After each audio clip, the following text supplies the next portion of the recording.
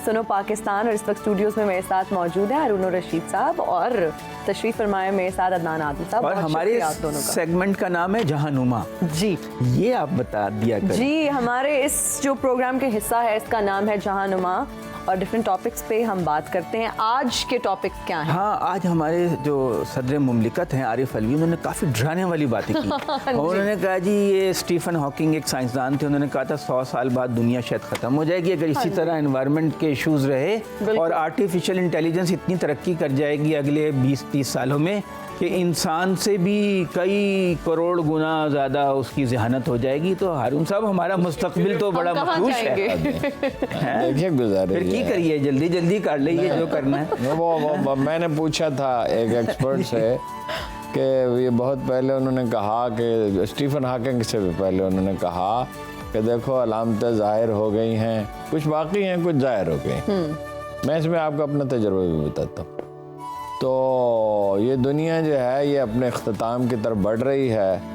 जनाब रसूलुल्लाह सल्लल्लाहु अलैहि वसल्लम से पूछा गया क़यामत के बारे में, वो बहुत सी चीज़ें हैं, तो अब उस पर डिटेल में जाऊंगा मैं, तो प्रोग्राम का इतना वक्त नहीं है। तो आपने फरमाया कि मुमकिन है इस दुनिया की उम्र 500 साल बढ़ा दी जाए। तो असहाब ने पूछा 500 साल कितने?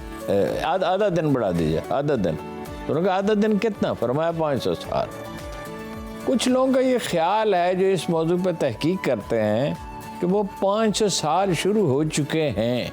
अच्छा, कुछ निशानियां बाकी हैं। जनाब अपना मेहदी का नुज़ूल और जनाब ईसा अलैहिस्सलाम का नुज़ूल। अच्छा, एक मैं आपको अपना मुशाहिदा बताता हूँ। मैं 95 में मैंने उम्रा के लिए जाना शुरू किया और 2004 तक हर साल जाता रहा। उस वक्त फुर्सत काफ़ी होती थी। फिर 2009 में गया। 3 निशानियां मैंने अपने सामने पूरे होते हुए देखी। पहली बात तो यह है कि पहली बार मैं मक्का गया 95 सितंबर में। मैंने सारा शहर घूम के देखो। मक्का छोटा सा शहर है, हाई राइज बिल्डिंग्स हैं, मगर शहर छोटा है, ये शकरपुर जितना होगा। तो पूरे शहर में एक बेल मैंने देखी मनी प्लांट की, पूरे शहर में। और 2004 में जब मैं हज पे गया तो मैंने मिना की पहाड़ियों से नीचे उतरा फजर के बाद, तो मैं देख के हक्का बक्का रह गया कि लाहौर की तरह सरसब्ज था। अच्छा। और मैदान अरफात में तो ज़ियालक ने वो लगाए थे पौधे, वो बड़े हो गए हैं। अच्छा, दूसरा मैं शारा खालिद बिन वलीद पे एक दफ़ा ठहरा हुआ था जो करीब ही है हरम पाक के। तो मैंने देखा कि वो पहाड़ को खोद रहे हैं नीचे उसकी जड़ों तक। पहाड़ के नीचे जड़ें होती है ना, ऊपर ही जितना पहाड़ होता है तो नीचे भी कुछ होता है, तो ज़ाहिर उसी की बुनियाद पर कायम रहता है ना, जिसकी वजह से ज़मीन हिलती नहीं है, वरना ये ज़मीन हिलती रहती थी। तो मैंने कहा खोद क्यों रहे हैं? मेरा ख्याल है मैंने उस वक्त तक वो हदीस पढ़ ली थी, शायद नहीं पढ़ी थी, बहरहाल बाद में पढ़ी है। तो उन्होंने कहा 3 तहखाने बनाने ज़मीन बड़ी कीमती है। अच्छा, पार्किंग के लिए भी, रहाइश के लिए भी। तो फिर मुझे ख्याल आया कि रसूलुल्लाह बाप ने कहा था कि मक्का के पहाड़ खोद दिए जाएंगे। पहाड़ काटे जाते हैं, खोदे तो कभी नहीं गए। ये मक्का में ही हो, मक्का के पर्टिकुलरली का। फिर आपने फरमाया कि जो है नंगे पाँव वाले आलीशान इमारतें, आलीशान इमारतें नंगे पाँव वाला आदमी कैसे बना सकता है? वो हमारे एक जानने वाले ने बताया, मेरा मालिक मान किराया लेने के लिए तो उसके पाँव नंगे थे, डेजर्ट से वो नंगे पाँव रहते हैं। बद्दू जो हैं उन्होंने आलीशान इमारतें बना ली। अच्छा, इसी तरह मैं वो वहाँ से मदीना मुनव्वरा से गालबन ये 2004 की बात है, 2003 की बात होगी शायद। वो मैं अपना सोचा कि मैदान बदर से होते हुए जाएं। तो ये मक्का जो आपने फरमाया अरब सरसब्ज हो जाएगा, तो वो मैंने सोचा वहाँ से मैदान बदर से होते हुए जाएं। जब मैं वहाँ पहुँचा, रास्ते में आप जाएं अगर शारा हिजरत पर, तो आपको बहुत सी बर्बाद बस्तियाँ नजर आएंगी, छोटी छोटी 10-12-15 कच्चे मकान हैं, और वो जो पानी नहीं रहा, कुएं में पानी ख़त्म हो गया तो वो लोग चले गए।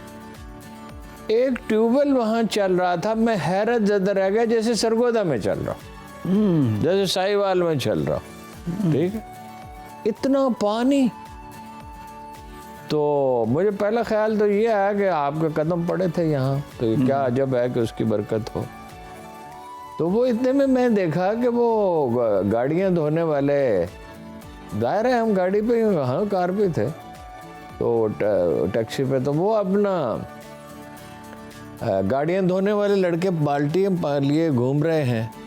तो सडनली मुझे ख्याल है कि यहाँ तो एक शहर होना चाहिए, अगर इतना पानी है, बस्ती वही होती है जहाँ खासतौर पर सहराई इलाके में। पता चला शहर आबाद हो चुका मैदान बद्र के साथ। ओके, यानी कुछ फासले पे था, इसका मतलब वहाँ अलग पानी था। इस ट्यूबवेल का पानी तो वहाँ नहीं ले जाया जा रहा था, ऐसी कोई अलामत नहीं थी। तो ये कहा जाता है, या इस पे प्रोफेसर अहमद रफ़ीक अख्तर साहब ने बहुत काम किया। वो कहते हैं कि को बहुत ज़माना नहीं है बाकी, यानी एक मोहतात अंदाज़ा ये है कि 200-250 साल है। स्टीफन हॉकिंग ने कहा 100 साल है। स्टीफन हॉकिंग बहुत बड़ा साइंसदान था, मगर ज़रूरी नहीं उसकी हर बात हतमी हो। कह रहे हैं आर्टिफिशियल इंटेलिजेंस 20-25 सालों अब ये में। मसला है, ये भी इस पे भी काफ़ी लोगों से मेरी बात हुई है। वो कहते हैं कि कंप्यूटर इस काबिल हो जाएगा, लेकिन हमारे पास जो ज़ानत है वो भी आर्टिफिशियल है। वो इसलिए आर्टिफिशियल अल्लाह ने दी है। जी जी। और ये फरमाया कि हदीस कुदसी में है कि मैंने जब अल्लाह ने इंसान को अक्ल अता की तो उससे कहा चल फिर के दिखा। हैं जी, पर मेरा ख्याल है इससे मुराद ये परफॉर्म कर उलमा बेहतर बता सकते हैं। फिर उस पर नाज फरमाया। अल्लाह ताला ने तो किसी चीज़ पर कभी नाज नहीं फरमाया। यानी ये मैं ऐसी चीज़ पैदा की है जो इस कदर हैरान कुन है। और कहा कि आज के बाद जो किसी को दूंगा वो तेरे तो फैल दूंगा, और जो किसी से लूंगा तेरी वजह से लूंगा। यानी हमाकत करेगा इंसान तो नुकसान उठाएगा। तो कुरान मजीद भी कहता है कि जो चीज़ जिंदा रहती है वो दलील से जिंदा रहती है, और जो चीज़ हलाक होती है वो दलील से हलाक होती है। अब दलील तो सामने है।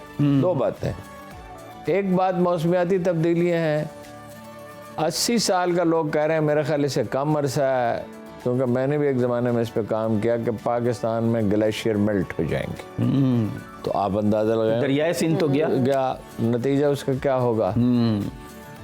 तो दूसरा ये है कि अपना ये मौसमियाती तब्दीलियाँ और आर्टिफिशियल इंटेलिजेंस, इंसान डर रहा है कंप्यूटर को देते हुए कि वो इस पर फिल्में बनी है बहुत सारी, गालिब आ जाएगी, वो गालिब आ जाएगा तो वो आपके हकामात नहीं मानेगा। बिल्कुल। अब वो तो खुद फैसला करेगा ना फिर। तो एक बात ये है कि बहुत पहले प्रोफेसर साहब ने, अभी वो तजुर्बा कामयाब नहीं हुआ था, मुझे याद पड़ता है सियालकोट में एक तकरीर करते हुए कहा, अगर क्लोनिंग का तजुर्बा कामयाब हो गया, हो तो ये थ्योरी थी। नहीं अभी नहीं हुआ था ना, मैं तब की बात कर रहा हूं। वो डोली जब बनी उससे पहले उन्होंने कहा, और अगर उसे पॉलिटिकल इस्तेमाल किया है तो ये दज्जाल का ज़हूर। यानी उसको तो अगर मुफीद व पॉजिटिवली इस्तेमाल किया जाता है फिर तो ठीक है, मगर ये कि चीज़ों को मनफी तौर पे भी इस्तेमाल किया जाता है ना। ये अगर आर्टिफिशियल इंटेलिजेंस आ गई, रोबोटिक्स, तो ऐसे थे रोबोट बैठेंगे तो ਤੁਹਾਡਾ ਤੇ मेरा की बनेगा। दुनिया रहे। लेकिन अभी बहुत अभी स्टीफन हॉकिंग की बात इसलिए दुरुस्त नहीं है, आरफ अलवी साहब ने कोर्ट तो उसे कर दिया, बस वो तकरीरें भी तो सेक्रेटरी लिखते हैं ना, आरफ साहब ने तो खुद थोड़ी लिखी होगी, वो गुलाम इसाक़ थोड़ी है। आरफ इंटेलिजेंट आदमी है, बहुत डॉक्टर है। हाँ इतना इंटेलिजेंट, कोई हद ही नहीं इंटेलिजेंट। वो आपने बुक्स भी पढ़ते हैं उन्होंने, बड़ी सेपियंस का हवाला दिया जो हरेरी की बड़ी मशहूर किताब है। अच्छा खैर बहरहाल अब आप इसमें मुझे उलझाने की जितनी मर्जी कोशिश करें मैं इसमें नहीं उलझता। लेकिन देखिए साइंस हमारे लिए इंकशाफात करती है, उस पर गौर करना चाहिए। जी जी। साइंस में और इल्हामी हिदायत में कोई तसादम नहीं है, साइंस सिर्फ चीज़ों को डिस्कवर करती है। मसलन टाइम ने एक स्टोरी छापी 25-30 बरस पहले, द एक्सपेंडिंग यूनिवर्स, शायद इससे भी पहले, एक्सपेंडिंग यूनिवर्स ऑफ आइंस्टाइन। मतलब कुरान में लिखा हुआ है इन्ना हाला मौसून, हमने इस कायनात को वसत पजीर रखा है। तो वो इंकशाफ करती है, लेकिन जो ज़रूरी नहीं है कि उसकी हर थ्योरी सही हो, वो बाद में उसमें तब्दीलियाँ हो जाती हैं। आपको पता है आइंस्टाइन जैसे आदमी पे एतराज़ात हुए, उसकी जो थ्योरी है बुनियादी, उस पर इतनी जल्दी नहीं दुनिया ख़त्म हो रही। मतलब प्रोग्राम हमारा हो जाएगा ना। आपका प्रोग्राम क्या, अभी तो मेरा ख्याल कम से कम 2-2.5 सदियाँ तो बाकी हैं। माहिरीन जो कहते हैं, जाहिर है हम तो इस पे हद में रहे। चलें, आपका मुस्तकबिल महफूज है। मुझे बहुत खुशी हुई है सुनकर। अलबत्ता अगर आपकी उम्र 300 बरस हो तो फिर खंदेश हो सकता है। फिर आप तारिक अजीज की तरह शो किया करेंगे। देखती आंखों, सुनते सुनते कानों। कानों। अच्छा आगे चले। अच्छा हारून साहब, अब ये आपने एक बड़ी पिक्चर कॉस्मिक वो तो आपने बयान कर दी, लेकिन हमारा जो दिमाग फंसा रहता है ना, सियासत में ही फंसा रहता है। हाँ, ठीक, नवाज वही शरीफ फंसा आएंगे नहीं आएंगे, कब आएंगे, इलेक्शन जब बाद में दलदल में फजलुर रहमान की मुलाकात जब हो बाद गई। में दलदल में फंस जाए तो फिर दलदल में ही फंसा हाँ, रहता है। तो हम तो बस सियासत में ही मजा लेते हैं ज़्यादा, आपको पता ही है। फिर कुछ बताएं ना, क्या हो रहा है? नवाज शरीफ आएंगे नहीं आएंगे, इलेक्शन होंगे नहीं होंगे? नवाज शरीफ आएंगे, अच्छा, और जावेद लतीफ साहब बता चुके हैं कि वो कैसे आएंगे। वो कहते हैं कि सब लोग उनसे माफी मांगे, उनके लिए रेड कारपेट बिछाएं। Javed Latif is a tape recorder. वो अपनी कोई अपने मुंह से कोई बात नहीं कहते। बड़े बाकिरदार जब अजीम उन्हें कहा सियासतदान जाता हैं है, शेखुपुरे जब के। जो मर्जी आप कर लें, मैं उनकी तरफ से इससे ज्यादा नहीं करूंगा। वो अपना उनसे जो कहा जाता है वहां से हुक्म सादर होता है, बड़े वो वही वफादार हैं। कहते हैं। अब उन्होंने फरमाया मुझे चाहे जेल जाना पड़े, चाहे जेल जाना पड़े, ये नहीं मुझे मुझे परवाह जाना तो- नहीं, मुझे परवाह ना, नहीं। ना, ना, ना, मुझे जाना तो नहीं चाहिए। मजीद निजामी साहब से उन्होंने कहा मैं जेल नहीं जा सकता। जेल ही की वजह से तो भागे हुए हैं, पहली दफा भी जेल की वजह से ही भागे थे। जेल का, और नवाबजादा नसरुल्लाह खान ने बहसीत मजमूई 10-15 साल जेल तो काटी होगी। सैयद अबुल आला मौदूदी ने, मियां तफ़ैल अहमद ने, एयर मार्शल अजहर खान है।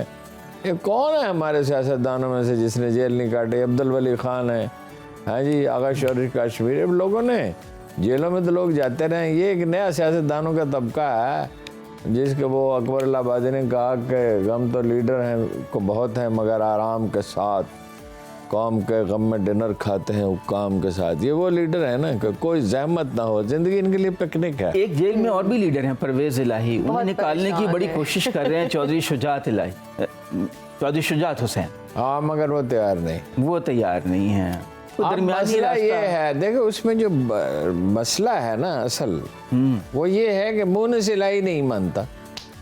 मोन सिलाई अपना मुस्तकबिल तहरीक इंसाफ में देखता है। अच्छा, तमाम नौजवानों की तरह वो भी इमरान खान के शहर में गिरफ्तार है। लेकिन बाप उनके भुगत रहे हैं, बूढ़े आप उम्र उनको में। भुगत रहे हैं, बड़ी हिम्मत दिखाई है। उस पे मुझे हैरत है, चौधरी परवेज इलाही पे जितनी हिम्मत दिखाई है, उससे ज्यादा शाह महमूद पे हैरत है कि अभी तक वो उनके हाथ नहीं लग रहा। हाँ, तो लेकिन ये कि कुछ पीटीआई के अंदर से खबरें आ रही हैं कि उस्मान बुज़दार जो छोड़ गए थे, अब वो कह रहे हैं मुझे तहरीक इस्तेहकाम पाकिस्तान में ले लो, मैं IPP में जाना चाहता हूँ। और मगर उन पे 9 अरब रुपए के नाजायज़ असासे बनाने का केस है। वो कह रहे हैं आप रेस्ट ना करें, अरेस्ट हों। बात यह है गिरफ्तारी हुजूर की खबरें कि जिस दिन इसको बनाया था, आपको याद होगा, उसी दिन इसका सारा कच्चा चट्टा मैंने बयान किया था। ये फेक मुलाजम वहाँ उसने रखे गया, घोस्ट मुलाजम रखे टाउन कमेटी में, और उनकी तनख्वाहें हड़प करता था। और लर्निंग कैपेसिटी नहीं है। ये छोटे से छोटा मनसब भी इसको जिंदगी में कभी नहीं दिया गया। ये MPA बना तो इसको कभी किसी ने कमरा नहीं दिया। अब मैं आज नाम भी ले देता हूँ। असद उमर साहब से मैंने पूछा इसको किस लिए बनाया है? जाहिर है वो उस किचन कैबिनेट में थे, उन्होंने कहा बोलता अच्छा है। मैंने कहा मेरे मोहल्ले में 3-4 आदमी जो अच्छा बोलते हैं, वो नहीं सारे फैसल बाप अकबर है। इसको क्यों बनाया? ये मरकज से गवर्न किया जाएगा। मैंने तारीख इंसानी में तजुर्बा कभी कामयाब नहीं। हमेशा निचली सतह तक कॉम्पिटेंट लोग रखे जाते हैं। औरंगजेब आलमगीर जब दुनिया से जा रहा था तो टेक ओवर कर लिया था उसके बेटे ने, ऑब्वियसली, जैसे अपने याया खान ने टेक ओवर कर लिया था जब अयूब खान बीमार थे। तो उन्होंने उससे पूछा, तेवर तो वही थे ना, चाहे बिस्तर मार्ग पे था। उससे पूछा बेटे से कि तुमने फलां गवर्नर का तबादला कर दिया? उसने कहा तबादला कर दिया। उसने कहा ऐसे लोगों के, वो तो सोने का बना हुआ आदमी है। वो फंसी बड़ा था ना, वो बड़ी तशबीह बड़ी अच्छी देता था। तो ऐसे ही लोगों के बल पे तो मुल्क चलाए जाते हैं। तुमने उसका कैसे तबादला कर दिया? और फिर फारसी का शेर पढ़ा, उसे अंदाजा हो गया कि जिस तरह ये चलाना चाहता है। और आपको पता ही है कि 5 साल में सल्तनत बिखरने लगी। अपना औरंगजेब के बाद बस 5 साल रही। 1707 में उसका इंतकाल हुआ। 1705 में हुआ, 1712 के बाद 1707 जी, जहाँ तक मुझे मुमकिन है जी, मेरा वो यादाश्त वो धोखा दे रही है। 1712 में सल्तनत बिखरने लगी। तो उसने अंदाज़ा तो उसे था, मर्दम शनास तो वो बहुत था। तो उसने कहा, फारसी का शेर पढ़ा, बहर लहजा बहर साथ बहर दम, दगरगू में शबद वाले आलम, हर गुजरती साथ के साथ दुनिया तबाही की तरफ बढ़ रही। ऐसे हुआ 1947 तक बिगड़ती ही गई, फिर मुल्क बना, और फिर मुल्क बनने फिर और बिगड़ने लगे। फिर मुल्क बनने के कुछ अरसे के बाद हमने फैसला किया, नहीं पहले 30 साल तो पाकिस्तान में तरक्की की शरह इंडिया से ज्यादा थी, एवरेज 6% रही। अब आटा 160 रुपए किलो हो फिर गया। हमने फैसला किया कि ये तो हमें ऐसा तो नहीं करना चाहिए, हमने सदियों तक मतलब खराबी और जिल्लत उठाई है, तो ये हमारा असल काम तो वो है। असल काम तो वही है ना। फिर जो सदी गुलामी का असर होता है वो अपना ज़ाहिर होना शुरू हुआ, और अपने बरतानिया की गुलामी की बजाय अमेरिका की गुलामी इख्तियार कर ली। तो हारून साहब आजकल ये जेलों वेलों का चक्कर है, और कश्मीरी का मिसरा याद आया, हाँ अबू सुफियान के पोते की गुलामी। ये जो मुकदमे हैं, कुछ रिहा हो रहे हैं, कुछ पे ज्यादा मुकदमे हो रहे हैं। उस्मा खान के ऊपर एक और मुकदमा हो गया अच्छा, है। उस्मान बुज़ार क्यों नहीं रहा हो रहा, सवाल ये है। नहीं रिहा तो हैं। नहीं, वो मुकदमात एक ऐसी रिहाई है, अपना बना के छोड़ दिया, क्या सीरी है क्या रिहाई है। ओ भाई, उसकी जान क्यों नहीं छोड़ रहे? अगर करप्शन कोई मेयार है तो ये तो आधे से ज्यादा वजीर जो है जमानत में हैं। वजीर आजम खुद मुल्जम था, उस दिन उसके खिलाफ फर्ज जुर्म पेश, तो बेटे को भी बरी कर दिया। इस वक्त दरिया बह रहा है ना, बारिश बरस रही है, अदलो इंसाफ का बोलबाला हो रहा है। बोलबाला, ऐसे ऐसे फैसले हो रहे हैं कि तारीख वो कहते हैं जिन्होंने मुकदमा बनाया उनका एहतसाब किया जाए। 16 अरब की मनी लॉन्ड्रिंग। वो एक हमारी भतीजी हैं, यानी हमारे एक दोस्त की साहबजादी हैं, वो रेलवे में थी, तो उनसे वो कहा, रेलवे के वजीर ने, वो एनपी के जो वजीर थे गुलाम अहमद बिलौर ने कहा, ये 200 आदमी के फहरिस्त है, इनको रख ले, कोई जॉब से रेलवे में निकले।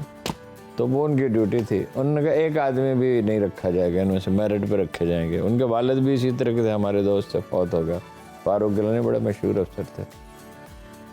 तो उसने कहा आगे ये तो क्लर्क वगैरह और पीएन वगैरह, इसमें क्या मेरिट होता है? उसने कहा हर एक में मेरिट होता है। चुनाचे उनको जनाब निकाल दिया गया।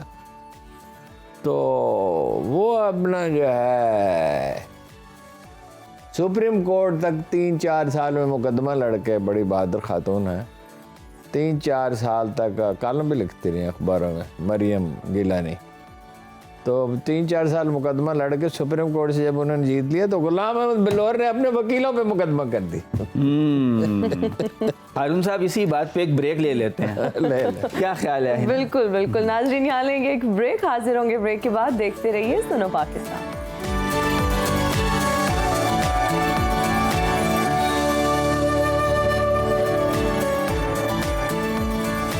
और हम हाजिर हैं ब्रेक के बाद। आप देख रहे हैं सुनो पाकिस्तान। हिना, बहुत मुबारक हो। हारून साहब, बहुत मुबारक हारून साहब, हो। बहुत सऊदी अरब से $2 अरब का कर्ज मिल गया सूद पे। देखिए, ये ज़माना भी आना था। एक वक्त वो था कि इस तरह के कर्ज का कोई अखबारों में छोटी सी इतनी सी खबर लगती थी। और अब ये वक्त आ गया, वो उन्होंने कह दिया इसाक़ साहब ने कि कितने हैं, $1000 बिलियन के असासे बस बेचेंगे। मुझे इस पे कोई एतराज़ नहीं है, अगर पानी की बचत करके फव्वारे लगाकर, और यहाँ से उसमें सिर्फ 10% पानी इस्तेमाल होता है, हाँ, तो डेजर्ट को आबाद करें तो पाकिस्तान का मुस्तकबिल तो बहुत रोशन है, बलोचिस्तान और थारी में, और अल्लाह करे। लेकिन वो जमरुद खान साहब इंतजार कर रहे हैं। मैं सिर्फ इस पे वही तबसरा करूंगा जो गालिब ने खुद अपनी ज़िंदगी पे किया था।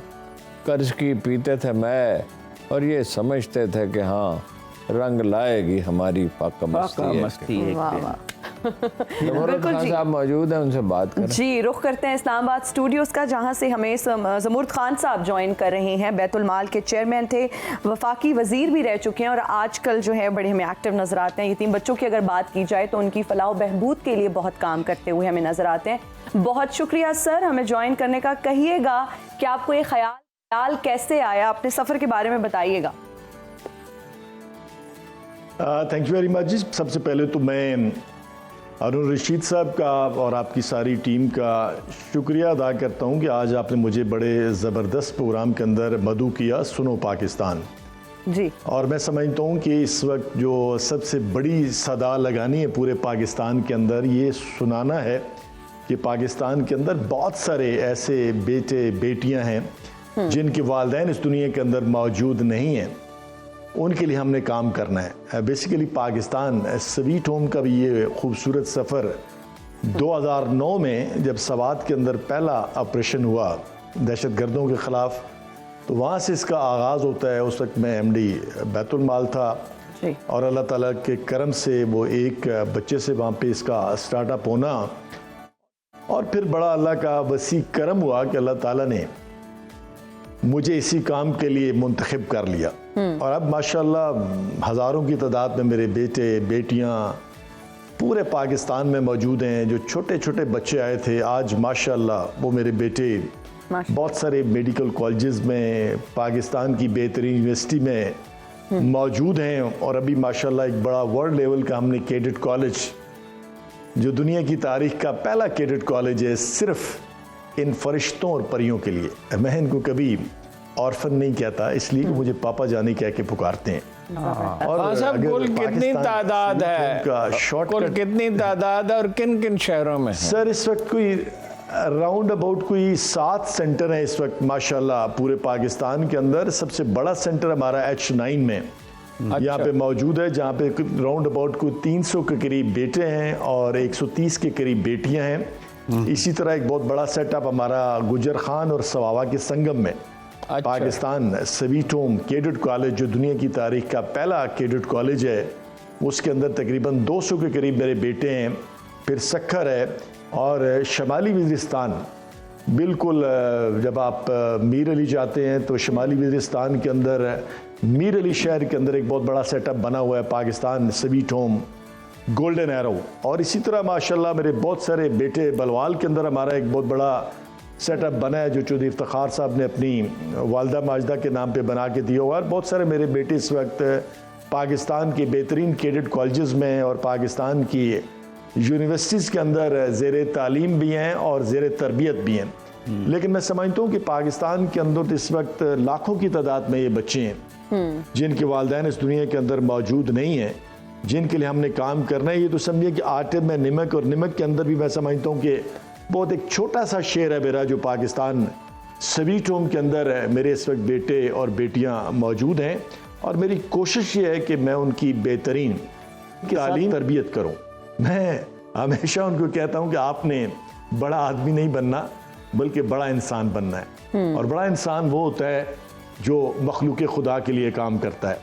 तो मैं ख़ुसूसी तौर पे आपकी टीम का शुक्रिया अदा करता हूं कि आपने मुझे मदऊ किया। और यकीनन उस दिन भी बड़ा अच्छा लगा। अरुण रशीद साहब माशाल्लाह में एक मंडी बाउद्दीन में एक प्रोग्राम के अंदर मौजूद थे। ओवरसीज़ पाकिस्तानियों ने एक बहुत बड़ा हॉस्पिटल बनाया वहाँ पे, और मैंने लोगों का जज्बा देखा कि अल्लाह ताला की मेहरबानी से बहुत सारे लोग हैं जो इस फील्ड के अंदर रफ़ाई कामों के अंदर आना चाहते हैं। और यकीनन सियासत तो अपना एक चैप्टर है, उसका एक अपना नशा है, लेकिन सियासत को छोड़ के इस तरफ आना भी एक बहुत बड़ा नशा है। मैं समझता हूँ कि इस तरफ जो अल्लाह ताला ने सुकून और रात जो कल्बे सुकून रखा हुआ है, मैं तो कहता हूँ ये सफ़र कभी ख़त्म ही ना हो ज़िंदगी का। और ये आपके फाइनेंसेस कहाँ से आते हैं? इतना अखराजात आप कैसे करते हैं? ये जो आप 7 सेंटर चला रहे हैं और माशाल्लाह हज़ारों की तादाद। सर मैं इसमें थोड़ा सा खान साहब आपकी इजाज़त से इजाफा करना चाहता हूँ। वहाँ आपने एक बड़ी ज़बरदस्त तजवीज़ पेश की थी मंडी बाउद्दीन में कि इतने मेंबर बनाए जाएं। गालिबन 10,000 मेंबर, आपने 1,000 मेंबर का, जो हर आदमी 1 लाख रुपए दे, जो शुदा हाल लोग हैं। और वही मुआखात का तस्वर आपने कहा कि जो लोग जिनके पास कुछ है उन्हें दूसरों पर खर्च करना चाहिए। तो आपके यहाँ निज़ाम क्या है उसका, फंड जमा करने का सिस्टम क्या है? सर बेसिकली एक तो मैं बताना चाहता हूँ कि जितने अच्छे लोग माशाल्लाह पाकिस्तान के अंदर मौजूद हैं वो पूरी दुनिया के अंदर कहीं नहीं है। और जहाँ जहाँ फिर पाकिस्तान वाले पाकिस्तानी मौजूद है पूरी दुनिया के अंदर, उनका भी अपने मुल्क के साथ बहुत ज़्यादा प्यार और अकीदत है। और बेसिकली हमारा टीम वर्क होता है। और इस टीम के अंदर बड़े अच्छे अच्छे लोग शामिल हैं। जब जैसे मैंने अभी जिक्र खैर किया हमारी एजुकेशन का, तो एजुकेशन में हमारे पास माशाल्लाह सिद्दीक पब्लिक स्कूल, हारून रशीद साहब को पता है कि रावलपिंडी के अंदर सबसे अच्छा स्कूल है, राशिद चीमा साहब अल्लाह उनको लंबी जिंदगी दे, बियॉन्ड डाउट और सबसे अच्छा मेरे तकरीबन सर तो चीमा साहब हमारे साथ शामिल हैं उनकी सारी एजुकेशन में, प्रेप से लेके जो हमारे कैडेट कॉलेज तक FSC की एजुकेशन सारी की सारी सिद्दीक पब्लिक स्कूल की है। और यही वजह है कि माशाल्लाह मेरे बेटे टॉपर हैं और FSC के अंदर माशाल्लाह हमारे 2 रिजल्ट आ चुके हैं और दोनों रिजल्ट मैं समझता हूँ कि माशाल्लाह बेटों ने 80+ नंबर लिए और अब वो बहुत सारे मेडिकल कॉलेजेस में यूनिवर्सिटीज़ के अंदर मौजूद है। पाकिस्तान के अंदर लोगों की कमी नहीं है, डोनर्स की कमी नहीं है, सिर्फ एतमाद की कमी है। और अगर एतमाद हो लोगों को तो मैं समझता हूँ कि जितने अच्छे लोग माशाल्लाह माशाल्लाह, जो मेरा तजर्बा है वेलफेयर के कामों के हवाले से, कि जितने अच्छे लोग पाकिस्तान के अंदर मौजूद हैं इनका मुकाबला कहीं भी नहीं हो सकता। उस दिन हम मंडी बाउद्दीन में गए, हारून रशीद साहब हमारे साथ थे, वहाँ पे हमारे दोस्त हैं नासिर अब्बास तारड़ साहब, ओवरसीज पाकिस्तानियों ने मिलकर इतना बड़ा हॉस्पिटल बनाया कि आप तसव्वुर भी नहीं कर सकते। और वहाँ पे मैंने एक छोटी सी जो बात की है हारून रशीद साहब की बात का मैं जवाब देना चाहता हूँ कि वहाँ पे मैंने कहा जी कि एक मेंबरशिप अनाउंस करते हैं और वो पहली मेंबरशिप मैंने ली है, ₹1,00,000 पर ईयर, तकरीबन कोई 9-9.5 हज़ार रुपया पर मंथ, और अगर पर डे करें तो तकरीबन कोई 300-350 रुपये पर डे है। तो वहाँ पे भी मैंने कहा कि अगर कोई जो बिल्कुल छोटे लेवल पे लोग काम करना चाहते हैं, ये तो कोई 2 किलो गंदम भी नहीं बनती मौजूदा दौर के अंदर। अभी आपने आटे का जिक्र किया कि 160 रुपये किलो है, ये तो 2 किलो गंदम बनती है, 2 किलो दूध बनता है कि अगर लोग इस तरफ आना चाहें। और माशाल्लाह आपने देखा कि सैकड़ों की तादाद में सर आपकी मौजूदगी में लोगों ने हाथ खड़े किए और आज वो मेंबर बन रहे हैं। और ये छोटे छोटे फार्मूले हैं वेलफेयर के, और अगर सारे हम मिल जाएं, मैंने कहा कि वहाँ पे अगर हमें 10,000 लोग ज्वाइन करते हैं ओवरसीज पाकिस्तानी हॉस्पिटल के अंदर, और 10,000 का मतलब है 1 अरब रुपया पर ईयर। तो ये कोई मुश्किल काम नहीं है 10,000 लोगों को तलाश करना पाकिस्तान में और बैरून मुल्क। और सेम पोजीशन है पाकिस्तान स्वीट होम की, इसके अंदर भी हमारे बहुत सारे बच्चे लोग स्पॉन्सर भी करते हैं। फिर हमारा टीम वर्क है, जैसे बलवाल के अंदर हमें चौधरी इफ्तिखार साहब ने एक बहुत बड़ा सेटअप बना के दिया और वहाँ पे माशाल्लाह मेरे बहुत सारे बेटे बेटियाँ हैं। जैसे मैंने कहा ना कि अच्छे लोग मौजूद हैं। कुछ तकरीबन 4 साल पहले मुझे कोई राउंड अबाउट 3 अरब रुपए की जगह, क्योंकि हारून रशीद साहब रावलपिंडी से हैं, बिल्कुल सवावा और जे गुजर खान के संग में मिली है, तकरीबन 100 कनाल जगह, बड़ी कीमती जगह है वो, और दुनिया की वो डोनेशन मिली आपको, मुफ्त में दे दी गई आपको सर। वो राजा अली अकबर साहब अल्लाह जन्नतुल फरदौस में उनको आला मकाम अता फरमाए, मस्जिद में उनसे मुलाकात हुई, जेल हमसे वापसी पे, और वो सारी जगह उन्होंने डोनेट की। और फिर मैंने एक सदा लगाई और सारा कैडेट कॉलेज, उस पर बहुत सारी बिल्डिंगें बनी हुई थी। अच्छा। शादी हॉल था, बैंक की बिल्डिंग थी, बहुत सारी बिल्डिंगें बनी हुई थी और उन्होंने स्पॉन्सर्ड की। अच्छा। लेकिन वो बड़े खुशनसीब तरीन इंसान है। वो फौत हुए, उनका जनाजा वहाँ पे हुआ, उनकी कब्र मस्जिद के हाथे के साथ बनी, और ये तकरीबन 200-250 बच्चे पूरे पाकिस्तान से 5 वक्त की नमाज पढ़ते हैं, उनके लिए हर जुम्मे को 3 कुरान पाक पढ़ते हैं, दुआ करते हैं। और मैं हमेशा कहता हूँ दुनिया का चौकीदार है, बिल्कुल, कोई बड़े चौकीदार हैं, कोई छोटे चौकीदार हैं, दुनिया तो गुजर जाने का नाम है। लेकिन लोगों से मेरी अपील है कि एक दफ़ा ज़रूर आप आएँ, इसका टेस्ट लें। वैसे भी मैं समझता हूँ कि यतीम की कफालत, यतीम की तो निस्बत है नबी पाक सल्लल्लाहु अलैहि वसल्लम के साथ। वो न सिर्फ यतीम थे बल्कि दुरे यतीम। बहुत अच्छी बातें कर रहे हैं हम, कुछ बातें मजीद करेंगे ब्रेक के बाद। ज़मूर्द खान साहब आप हमारे साथ रहिएगा, आपसे गुफ्तगू का सिलसिला इस तरह जारी रहेगा। नाज़रीन यहाँ लेंगे एक ब्रेक, हाजिर होंगे ब्रेक के बाद। देखते रहिए सुनो पाकिस्तान।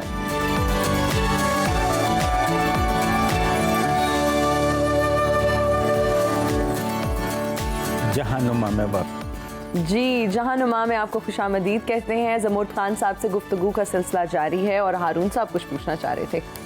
हाँ साहब, अगर आप इसके लिए, मुझे तो बहुत ही खुशी हुई, मुझे अंदाज़ा तो कुछ था, प्रोफेसर साहब जिक्र करते रहते हैं तो, लेकिन मुझे बेपनाह मसरत हुई इस बात से कि इतना वसी नेटवर्क है और बच्चे जो कैडेट कॉलेज में भी पढ़ रहे हैं, मेडिकल कॉलेज में भी पढ़ रहे हैं।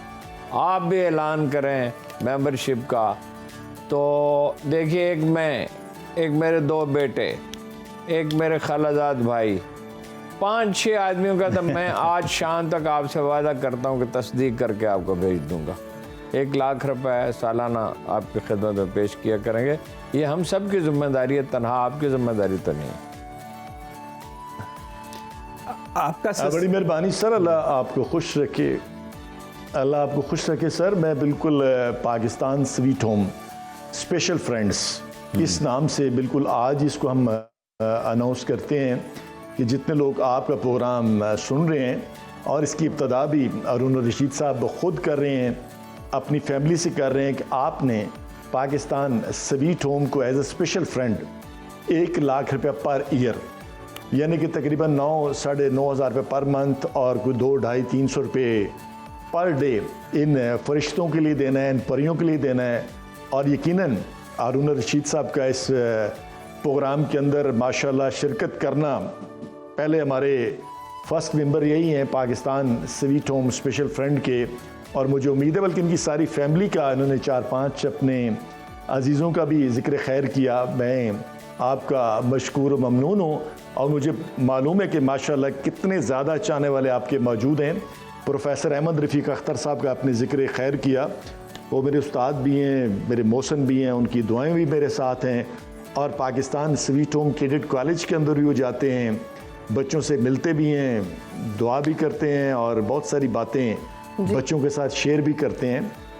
तो इंशाल्लाह सर ये बड़ा अच्छा मेंबरशिप रहेगी, जैसे हमने मंडी बाउद्दीन में अनाउंस मैंने की थी, और माशाल्लाह सैकड़ों की तादाद में लोग उसमें शामिल हुए। और मुझे उम्मीद है कि Pakistan sweet home special friends, इसके अंदर भी बहुत सारे लोग आएंगे। हमने सर इसका नाम ही इसलिए पाकिस्तान स्वीट होम रखा है। ये किसी के दादे परदादे, किसी पार्टी, किसी की वरासत, किसी की जागीर नहीं है, बल्कि पाकिस्तान, कि हर बच्चा सुबह उठे और पाकिस्तान का नाम ले, और सारा दिन वो बड़े काबिल फ़ख्र तरीके से कहते हैं मेरे बेटे स्कूल में, कॉलेज में, यूनिवर्सिटी में, कि हम पाकिस्तान स्वीट होम में रहते हैं, और ये पाकिस्तान के बेटे और बेटियां। ये किस उम्र तक आप बच्चों को रखते हैं अपने पास? मैं दावा तो नहीं करता। जी सर, किस उम्र तक आप बच्चों को अपने पास रखते हैं स्वीट होम में? बच्चे तो मुझे पापा जानी कह के पुकारते हैं। बच्चों के साथ तो मैं सदा हूँ, जब तक कि माशाल्लाह सेटल डाउन नहीं होते, इनकी शादियाँ नहीं होती, इनके कारोबार, इनके जहाँ जहाँ मैं चाहता हूँ कि टॉप लेवल पे जाएं। जी। अभी माशाल्लाह इस साल मेरे 3 बेटे बैरिस्टर बन रहे हैं माशाल्लाह। फिर इसके अंदर मैंने 2-3 और भी मैंने कॉलेजेस देखे हैं। इंशाल्लाह अगले 3 सालों में बाहर जाएंगे, बाहर करके आएंगे, और मैं चाहता हूँ कि वो इंटरनेशनल लीडर बने। और पाकिस्तान का जो केस है, मैं तो नहीं लड़ सका, लेकिन वो जरूर लड़ेंगे इन बच्चों का केस पूरी दुनिया के अंदर, कि पाकिस्तान के अंदर जिस वक्त हालात हैं जी। यकीन करेंगे, अभी आप बात कर रहे थे तो मुझे परसों मेरी वालदा, मैं अल्लाह उनको लंबी ज़िंदगी दी, मैं बैठता हूँ उनके पास, मुझे कहने लगी ये खातून हमारे घर में आती हैं तो आपने इसको आटा लेके देना 1 मन महीने का। फिर मुझे कहने लगी कि ये 1 किलो आटा डेली लेके आते हैं, 1 किलो आटा, और घर के ये 8 फर्द हैं, 8 फर्द हैं, और ये कहती है हमने कभी पूरी रोटी नहीं खाई। आप देख लें कि 1 किलो आटे से कितनी रोटियां पकती हैं। बिल्कुल। तो आप अंदाजा करें कि जिनके वालिदैन मौजूद हैं उनका क्या अशर है, लेकिन जिनके माँ और बाप या बाप नहीं है दुनिया के अंदर, उनके लिए उनका जिंदगी कैसी होगी, बिल्कुल कितनी मुश्किल होगी। लेकिन मैं समझता हूँ कि मुश्किल तरीन हालात के अंदर हमने ये शमा जलानी है, चिराग जलाना है। और मेरा आपसे वादा है, इंशाल्लाह पूरी कौम के साथ वादा है, मैं भी मेंबर नेशनल असम्बली रहा, चेयरमैन बैतुल माल रहा, बड़ा अल्लाह ने करम किया। अब भी मैं बेटों को कहता हूँ कि आप पाकिस्तान के बेटे हैं, आपने पॉजिटिव सोच लेके चलना है। बिल्कुल। आपने बड़ा आदमियों का नहीं सोचना, बड़े इंसानों का सोचना है। और जो चेंज होता है वो झूम नहीं लेके आते, वो चंद लोग ही लेके आते हैं। और इंशाल्लाह मुझे अल्लाह ताला से बड़ा मान से मैं कह सकता हूँ, कभी यकीन है कि ये मेरे बेटे पाकिस्तान के अंदर बहुत बड़ा चेंज लाएंगे इंशाल्लाह। जो हमारे मुआशी हालात हैं, बच्चों के हालात हैं, बेटियों के हालात हैं। जल्दी से हम आपका ये भी कमेंट जानना चाहते हैं कि आपका ये पाकिस्तान स्वीट होम को लेके फ्यूचर प्लान्स क्या हैं, क्या एक्सपैंड करने का इरादा रखते हैं, और लोग डोनेट किस तरह से कर सकते हैं? देखें जी, पाकिस्तान स्वीट होम की वेबसाइट है, बिल्कुल आसान, बिल्कुल उसके अंदर जाके वेबसाइट पे भी, और पाकिस्तान स्वीट होम H9, बल्कि मैं तो लोगों को कहता हूँ आप विजिट करें पाकिस्तान स्वीट होम का, इन बच्चों से मिलें। मैं तो चाहता हूँ कि पूरे पाकिस्तान के बच्चे, कश्मीर के बच्चे, GB के बच्चे, जहाँ जहाँ जितने बच्चे मौजूद हैं जिनके पापा जान इस दुनिया के अंदर मौजूद नहीं हैं, मैं उनको अपना बेटा बनाऊं, अपनी बेटी बनाऊं। और यकीनन मैं तो नहीं पहुंच सकूंगा उन तक, लेकिन ये जो मेरे बेटे हैं आज ये अगरचे सैकड़ों और हज़ारों में हैं, लेकिन ये बड़े होके आपको छोटे छोटे ज़ुमरद खान कश्मीर में, जीबी में, पाकिस्तान में नज़र आएंगे, जो मेरे इस मिशन को तकमील तक पहुंचाएंगे इंशाअल्लाह। लेकिन मेरी एक ही फरियाद है, एक ही सदा है जी कि जितने लोग मेरी आवाज़ सुन रहे हैं, आप Pakistan sweet home special friends जो अरुण रशीद साहब ने अनाउंस किया है उसके बिल्कुल, अंदर बिल्कुल। आए, इसके मेंबर बने। बहुत शुक्रिया ज़मुर्द खान साहब, आपका बहुत शुक्रिया। बहुत नेक, बहुत बड़ा काम कर रहे हैं। अल्लाह ताला इस काम में बरकत डाले। और इसके साथ ही हमारे प्रोग्राम का वक्त भी खत्म हो चुका है। अरुण रशीद साहब आपका बहुत शुक्रिया। अदनान आदिल साहब आप भी होस्ट ही हैं, मेरा भी आपका शुक्रिया, बहुत मेरा भी शुक्रिया। शुक्रिया। आपका भी बहुत शुक्रिया। हमें दीजिए इजाज़त, अपना ख्याल रखिएगा। आपसे मुलाकात होगी इंशाल्लाह कल। अल्लाह हाफिज़।